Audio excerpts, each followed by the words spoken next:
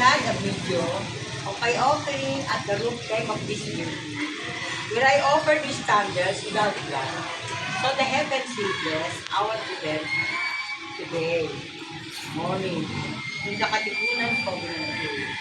And so here again, J.R. is with me, helped me put the light here as a youth of the land.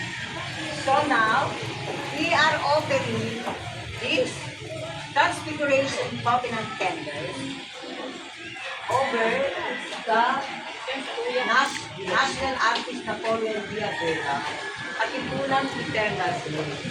This Katipunan Eternal Flame, I requested from the Department of Tourism, Philippine Tourism Authority, so that to celebrate 1997 centennial death commemoration of Supremo Andres Bonifacio.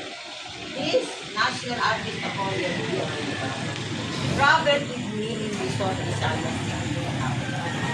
This is what I call the Philippine Spiritual Ship, with the representative of the Department of National Defense and the Philippine National Police.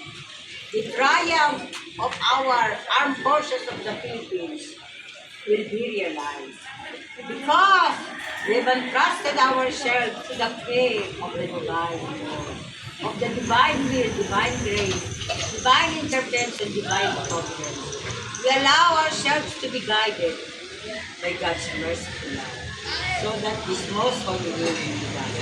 And now, from the Philippine National Police, we put two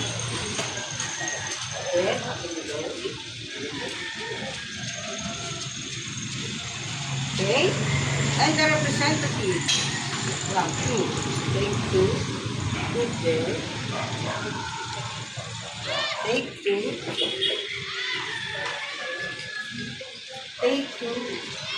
Madam Tess, from the region pa. There are two others. So Tess, from the regional office of Calabarzon, headed by Regional Executive Director Vita Moria, representative. Two.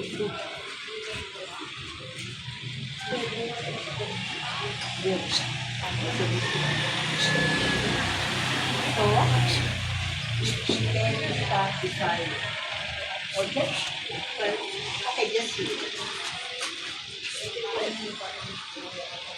So, on my art viewers all over the world, perhaps I will see Pilipinas as the banner ng bayan, as the favorite of the President Sosima Bersamiro. Cut